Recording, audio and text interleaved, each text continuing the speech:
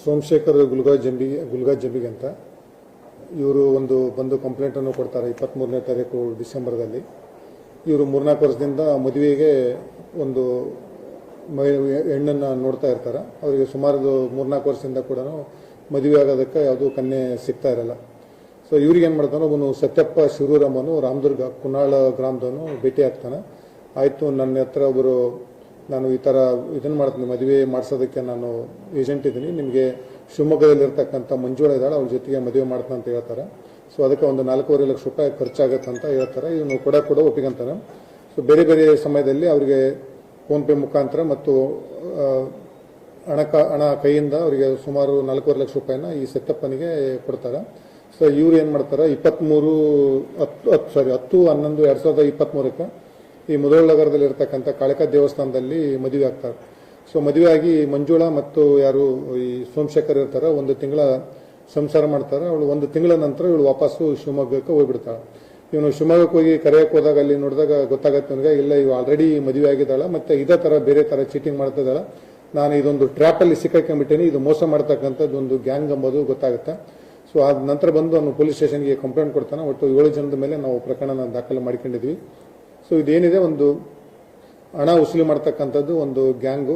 ಇವ್ರ ಥರ 2 ಜನರಿಗೆ ಬೇರೆ ಥರ ಮಾಡಿದ್ದಂಥ ವರದಿಯಾಗಿದೆ. ಅಲ್ಲಿ ಯಾವ ಪೊಲೀಸ್ ಸ್ಟೇಷನ್ದಲ್ಲಿ ಪ್ರಕರಣ ದಾಖಲಾಗೈತೆ ಅದನ್ನ ತರಿಸ್ಕೊಂಡು ತರ್ತೀವಿ. ಇದೊಂದು ಹೊಸ ಇದು ಮೋಸ ಮಾಡ್ತಕ್ಕಂಥ ಪ್ರಕರಣ ಅಂತಲೇ ಹೇಳ್ಬೋದು. ಯಾಕಂದರೆ ಇದು ಮೊದಲೇ ಪ್ರಕರಣ ನಮ್ಮ ಬಾಗಲಕೋಟೆ ಜಿಲ್ಲೆಯಲ್ಲಿ ಆಗ್ತಕ್ಕಂಥದ್ದು. ಮೋಸ್ಟ್ಲಿ ರಾಜ್ಯದಲ್ಲೂ ಕೂಡ ಪ್ರಥಮ ಪ್ರಕರಣ ಇರ್ಬೋದು ಇದು. ಮದುವೆ ಆಗ್ತಾನಂತಂದು ಕನ್ಯೆ ತೋರಿಸ್ನ ಅಂತ ಹೇಳ್ಬಿಟ್ಟು ಮದುವೆ ಆದವರಿಗೆ ಕನ್ಯೆ ತೋರಿಸ್ಬಿಟ್ಟು ಅವರು ನಂತರ 1 ತಿಂಗಳು ಇದ್ಬಿಟ್ಟು ಮತ್ತೆ ಜೀವನ ಮಾಡಿ ಮತ್ತೆ ವಾಪಸ್ಸು ತಮ್ಮೂರಿಗೆ ತಾನು ಹೋಗ್ತಾಳಂತಂದ್ರೆ ಇದು ಮೊದಲೇ ಪ್ರಕರಣ. ನಾವು ಈ ಆರೋಪಿತರು ಇಲ್ಲೇ ಇದ್ದಾರೆ. ಸೊ ಅವರಿಗೆ ನಾವು ಕಾನೂನಾತ್ಮಕವಾಗಿ ಏನು ಕ್ರಮ ತಗೋಬೇಕು ಆ ಕ್ರಮನ ನಾವು ತಗೊಂತೀವಿ.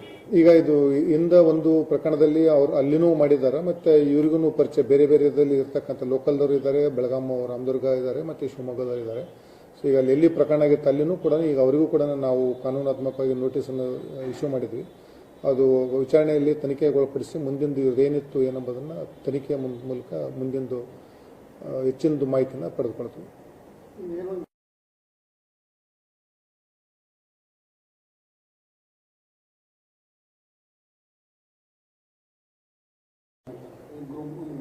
ಇದೊಂದು ಗುಂಪ ಇದೆ, ಮತ್ತೆ ಇಲ್ಲಿರ್ತಕ್ಕಂಥ ಸತ್ಯಪ್ಪ ಅವನಿಗೆ ಪರಿಚಯ ಆಗಿಬಿಟ್ಟು ಮಾಡ್ತಕ್ಕಂಥದ್ದು. ಇವ್ರು ಹುಡುಕಾಡ್ತಿರ್ತಾರೆ, ಯಾರು ಹುಡುಕಾಡ್ತಾ ಇದೆ, ಯಾರು ಜಾಸ್ತಿ ವಯಸ್ಸಾಗಿದೆ, ಕನ್ಯೆ ಯಾರಿಗೆ ಸಿಕ್ಕಿಲ್ಲ ಎಂಬುದು ಮಾಹಿತಿ ತಗೊಂಡ್ಬಿಟ್ಟು ಈ ಥರ ಮೋಸ ಮಾಡ್ತಕ್ಕಂಥದ್ದು ಒಂದು ಜಾಲ ಇದೆ.